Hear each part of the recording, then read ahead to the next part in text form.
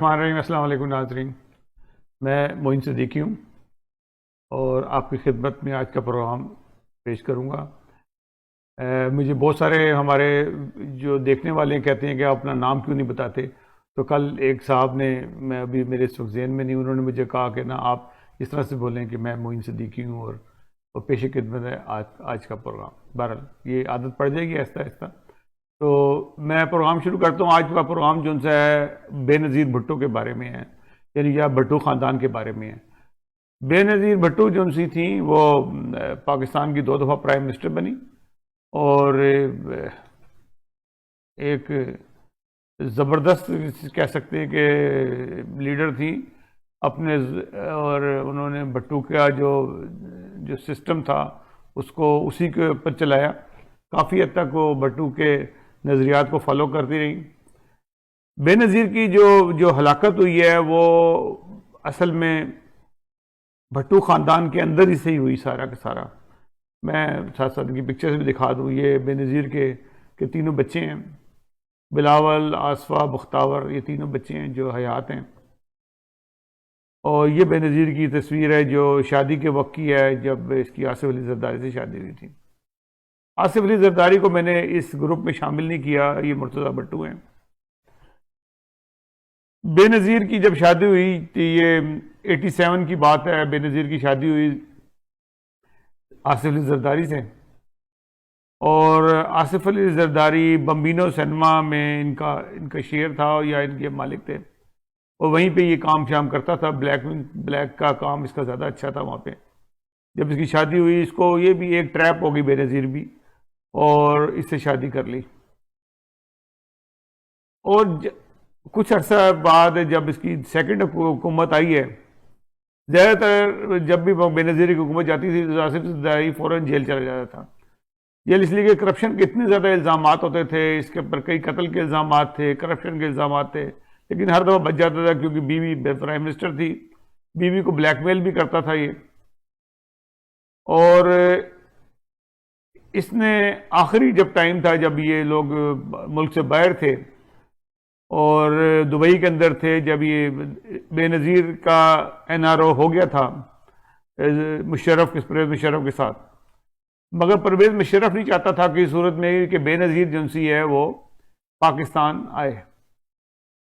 लेकिन बेनज़ीर बज़िद थी कि मैं पाकिस्तान आऊँगी। उसने कहा कि जी मैं तुम्हें प्रोटोकॉल मैं नहीं दे सकता, ना हिफाजत कर सकता हूँ। ये एक अजीब किस्म की बात थी कि प्रेसिडेंट ऑफ पाकिस्तान जो था मुशर्रफ, जनरल मुशर्रफ, वो कहता है मैं तुम्हारी हिफाजत, बाकी सारी दुनिया की हिफाजत कर सकता हूँ, तुम्हारी हिफाजत नहीं कर सकता। ये बात समझ नहीं आई। और ये उसी दौरान में कई दफ़ा अपनी हलाकत से पहले दुबई आना जाना इसका रहा है। और पहली दफ़ा जब ये आई तो कराची के अंदर बहुत बड़ा धमाका हुआ, जिसमें 400-500 लोग जो से हैं वो हलाक हो गए। बहुत कारसार के इलाके में धमाका हुआ और इसको थ्रेट किया गया कि तू अभी भी वापस चली जा, तुझे हमने हुकूमत नहीं देनी है, क्योंकि मुशर्रफ के ख्यालात कुछ और थे। उन्हें पता था कि बेनज़ीर जब भी आएगी इलेक्शन वो जीत जाएगी। बेनज़ीर में एक तिलिस्मा था, वो वोट बैंक उसका मजबूत था, बहुत ज़्यादा मजबूत था। वोट बैंक हमेशा से, जैसे भुट्टो का मजबूत था, बेनज़ीर का भी बड़ा मजबूत था। भुट्टो के बाद अगर उसका जानशीन देखा जाए सही मायनों में तो वही थे। लेकिन वो बेनज़ीर वापस गई है। जो सेकंड टाइम जब दुबई से वापस आई है और इसने आके लियाकत बाग में, ये लियाकत बाग का आखिरी तस्वीर है बेनज़ीर की, लियाकत बाग जलसे के दौरान की। तो इसके पता ये एक साजिश का शिकार हो गई थी। इस साजिश में अंदरूनी और बैरूनी दोनों ताकतें थी। यानी अंदरूनी से मुराद है घर का कोई अफराद भी शामिल थे इसमें, घर के अफराद भी, नौकर चाकर भी शामिल थे, और वो भी शामिल थे जिन्होंने बाद में बेनिफिट भी लिया, जिनको बेनिफिट मिला, और वो उनको सियासत में भी बेनिफिट मिला और आज भी बेनिफिट ले रहे हैं वो। इनको बाकायदा एक साजिश के तहत ये जब जलसा ख़त्म करके नीचे आ रही थी तो इनको दूसरे रास्ते पे डाला गया और एक टोली बनाई गई PSF की, के जो नारे लगा रहे थे उन्होंने रास्ता रोक दिया। उनको गरीबों को नहीं पता था कि हमारे से होने वाला क्या है। तो उसको बेनज़ीर गाड़ी को रोका गया। बेनज़ीर को फिर फ़ोन पे बताया गया कि आप बाहर निकल के इनको वेव करो, और ताकि क्योंकि ये जेलें आए हैं तो इनको तो लाजमी बात है इनको हाथ आना चाहिए। हालांकि सिक्योरिटी पॉइंट ऑफ व्यू से बेनज़ीर को वहाँ बाहर नहीं निकलना चाहिए था, और एक फ़ोन आया और फ़ोन के ऊपर ये बाहर निकली है और उसी दौरान में वो सारा खेल खेल दिया गया। तकरीबन 25 से 30 अफराद जो उनसे हैं उसमें हलाक हुए। बाहर बेनज़ीर को शूट किया गया और शूट करने के बाद उस जो शूट को थे बेनज़ीर गोली लगी है सर पे। जो बेनज़ीर के जो अंदर साथी बैठे थे उन्होंने भी उसकी तस्दीक की और उसको तो बिल्कुल ही सफ्दर अब्बासी और उनकी वाइफ को तो बिल्कुल ही गायब कर, नाहिद खान को तो गायब कर दिया गया और ना उनका बयान लिया गया जो असल गवाह थे। ISPR जो उस जमाने में एक ब्रिगेडियर साहब हुआ करते थे वो बस वो यही बताते रहे कि जी कान पे उनका जी धमाका हुआ था, सर जाकर कुंडे में लगा, उससे हलाकत हो गई। हालांकि दुपट्टा भी गायब हो गया, तमाम चीज़ें गायब हो गई वहाँ पे, क्योंकि पूरी एक गेम बनाई गई थी। उस गेम के अंदर बहुत सारे लोग शामिल थे जो अंदर भी बैठे हुए थे गाड़ी के, कुछ और लोग भी गाड़ी के अंदर मौजूद थे। सफदर अब्बासी और नाहिद खान के अलावा भी लोग थे जो आज बेनिफिशरी हैं और वो साथ साथ होते हैं। उसमें एक खातून भी थी, बहुत मशहूर खातून है उनकी, और वो भी शामिल थी। और जरदारी साहब जो उनसे हैं उन्होंने फौरी तौर पे कहा जी हम ख्वातीन का पोस्टमार्टम नहीं करेंगे। जैसे बड़ी पर्दादार खातून थी, वो कोई पब्लिक फिगर थी, उनका पोस्टमार्टम नहीं होने दिया इन्होंने। वो क्योंकि जरदारी साहब उस साजिश में शामिल थे। मैं कहते कहते रुक जाता हूँ, लेकिन मैं अब कहना चाहता हूँ कि जरदारी साहब पूरे उस गेम में शामिल थे और वही बेनिफिशरी थे। उन्होंने अपनी उनकी 5 साल की हुकूमत रही, जरदारी साहब प्राइम प्रेसिडेंट रहे और बड़े पावरफुल प्रेसिडेंट थे। 2008 से लेकर 2013 तक उनको बेनिफिट मिला उसका, और 7 में बेनज़ीर की हलाकत हुई और 8 में इलेक्शन जब हुए तो प्राइम सदर बन गए और इनके नीचे नवाज शरीफ था। इन्होंने नहीं, सॉरी, नवाज शरीफ नहीं था, वो था गिलानी था। गिलानी साहब थे जो प्राइम मिनिस्टर थे। बारह इन्होंने टिका के हुकूमत की, उसके 2 प्राइम मिनिस्टर उनके तब्दील भी हुए, नायल होते गए, 2 नायल हुए, फिर उसके बाद इलेक्शन कराना पड़ा। 2013 का इलेक्शन नवाज शरीफ जीत गया, नवाज शरीफ ने हुकूमत की। तो उनके बाद 5 साल पूरे थे और उन्होंने कोई तहकीक नहीं कराई कि जी बेनज़ीर की हलाकत कैसे हुई है, क्योंकि ये उसको इसलिए नहीं पता करवाया कि इनको पता था कि जो खुरा है ना वो उनके घर पे ही जाता था। तो ये आज क्योंकि बेनज़ीर की बरसी है, तमाम जितने भी लोग हैं बेनिफिशरी और नॉन बेनिफिशरी सब लड़काना इकट्ठे हो रहे हैं। इन्होंने क्या करना है वहाँ पे जाके, एक उनको एक कब्र मिल गई है और एक जिसके ऊपर ये सियासत करते रहेंगे हमेशा।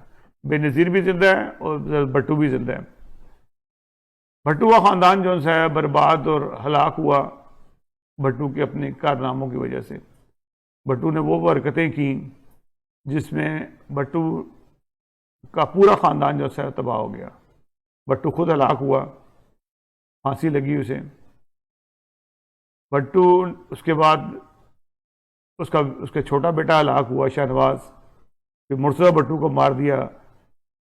जरदारी पे केस बनता था, सबको पता है किस क्यों मारा गया इसको। और इसके बाद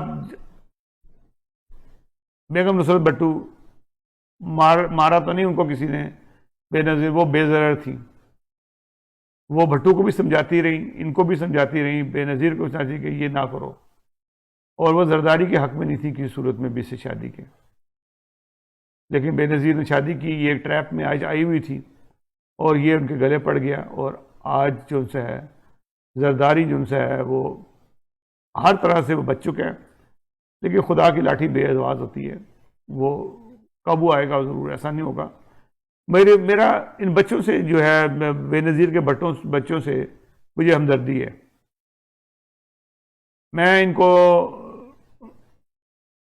किसी भी उसमें नहीं शामिल, इन पर कोई इल्ज़ाम नहीं डालता किसी तरह से भी। बख्तावर भट्टू हो, आसफा हो, बिलावल हो, मैं इनको मासूम समझता हूँ, लेकिन मैं आसिफ जरदारी को मासूम नहीं समझता। आसिफ जरदारी को मैं हर उस क्राइम, जितने क्राइम हुए हैं, करप्शन के हों या कत्ल के हों, बेनज़ीर भट्टू के हों या और लोगों के हों, उसका पूरा शरीक समझता हूँ, क्योंकि शरीक चेयरमैन है। जिस कागज़ के पुर्जे के ऊपर बिलावल को चेयरमैनी दी गई या वो खुद शरीक चेयरमैन बन गया, वो एक जाली कागज़ है, सबको पता है इस बात का। और उसको कहने वाला कोई नहीं है। तो बहरहाल आज बेनज़ीर की बरसी है। बेनज़ीर की अच्छाई बुराई होती है, अब उसका मामला जो है अल्लाह की तरफ से, अल्लाह के पास है, और अल्लाह ताला उसकी उसकी मग़फ़िरत करे, हर इंसान की मग़फ़िरत करे जो गुनाहगार है या नहीं है, और इन बच्चों पे रहम करे, क्योंकि ये बच्चों को अभी भी कुछ नहीं पता, अपने बाप के करतूतों का पता नहीं, पता है कि नहीं पता, लेकिन ये लोग, इनको बस अल्लाह ताला बचा के रखे कि इन लोगों की शर से इनको इस्तेमाल कर रहे हैं भट्टू के उसके नाम पे। भट्टू का जो अंजाम हुआ, बेनज़ीर का हुआ, मुर्तज़ा, शाहनवाज, बेनज़ीर भट्टू, सारा ख़ानदान तबाह हो गया। और तबाही के पीछे बहुत सारे और अवामिल भी हैं, कभी उस पर भी जिक्र करेंगे। आज बेनज़ीर भट्टू की बरसी थी तो मेरा दिल चाहा कि मैं प्रोग्राम कर दूँ, क्योंकि हमने बेनज़ीर को भी देखा हुआ है, उसने उसकी स्ट्रगल देखी हुई है। मरीम की तो स्ट्रगल कोई नहीं, जो मरीम नवाज जो कर रही है ये तो एक ड्रामा है। बेनज़ीर की स्ट्रगल थी, बेनज़ीर ने रियल स्ट्रगल की और स्ट्रगल करती रही है। बेनज़ीर का मैंने शुरू से तारुफ नहीं कर बनाया कि 21 जून 1953 में पैदा हुई थी और 27 दिसंबर 2007 को लियाकत बाग में इसको हलाक कर दिया गया। और इसकी 2 हुकूमतें रहीं, 1988 से लेकर 1988 से लेकर 1990 तक, और 1993 से लेकर 1996 तक इसने हुकूमत की। इस तरह से लगभग इसने 4 साढ़े 4 साल की इसकी हुकूमत थी। और इसका दौर जो सा था, कोई इतना अच्छा दौर नहीं था, इसमें करप्शन, बेईमानी के बेनज़ीर पे भी इल्ज़ाम थे, जरदारी पे तो थे ही, बेनज़ीर भट्टो पे भी इल्ज़ाम थे। तो ये तमाम इसकी हुकूमत को कोई बहुत कामयाब हुकूमत नहीं कहा जाए। पाकिस्तान की जितनी भी हुकूमतें आ रही हैं वो कामयाब हुकूमतें नहीं आ रही हैं, और वो ना आ सकती हैं, क्योंकि एक ऐसा सिस्टम में ये शामिल हो चुकी हैं कि बदहाली है। जैसे मैंने कल प्रोग्राम किया था, 25 दिसंबर का जो प्रोग्राम किया था कायद-ए-आज़म के ऊपर। कायद-ए-आज़म का जो पाकिस्तान था वो 1970 तक का था, और उस पाकिस्तान को सुनहरे दौर था। क्या कनाडा होगा, क्या अमेरिका, क्या यूरोप होगा, पाकिस्तान का कोई मुकाबला नहीं कर सकता था। बदकिस्मती भट्टू साहब के आने के बाद शुरू हुई, और पाकिस्तान दिन ब दिन नीचे की तरफ जाता गया। आज इतना नीचे जा रहा है, अखलाकी तौर पर भी नीचे जा रहा है, ना असेंबलियों में अखलाक रहा है, माँ बहन की गालियाँ असेंबलियों में दी जाती हैं, ना अखलाक है ना कुछ है। ये वो कायद-ए-आज़म की असेंबली थी जिसमें तमीज़ थी, एक एहतराम था, एक वक़ार था, वो वक़ार रहा, न तमीज़ रही। ये अब जो दौर रहा है, ये इन्हीं लोगों का, जरदारी, नवाज शरीफ और इमरान खान, जो कुछ किसी की भी पगड़ी उछाल सकता है, किसी के मुताल्लिक़ कुछ कह सकता है, कसम खा सकता है, अगले दिन मुकर सकता है, ये इन्हीं लोगों पे जचता है। बहरहाल आज का प्रोग्राम मेरा सिर्फ इसीलिए था, बेनज़ीर के लिए, कि मैं थोड़ी सी बात करूं। अच्छाई बुराई तो हर इंसान में होती है। बहरहाल याद ज़रूर आती है बेनज़ीर एक ज़िंदगी थी, उसमें उसकी बात के अंदर ताकत होती थी, उसको बात करनी आती थी। नवाज शरीफ को बात करनी नहीं आती, बेनज़ीर को बात करनी आती थी। वो बात करती थी, दूसरे पर असर डालती थी, उसके अंदर एक एनर्जी होती थी। इमरान खान भी बात कर लेते हैं, लेकिन नवाज शरीफ को बात नहीं करनी आती, प्राइम मिनिस्टर जचता नहीं है।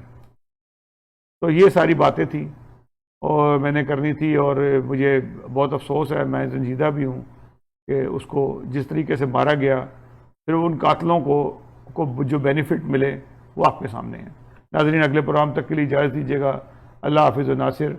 और अगर हमारा ये प्रोग्राम पसंद आए तो इसको सब्सक्राइब ज़रूर कीजिएगा, ताकि आप तक ताज़ा व ताज़ा वीडियोस मिलती रहें।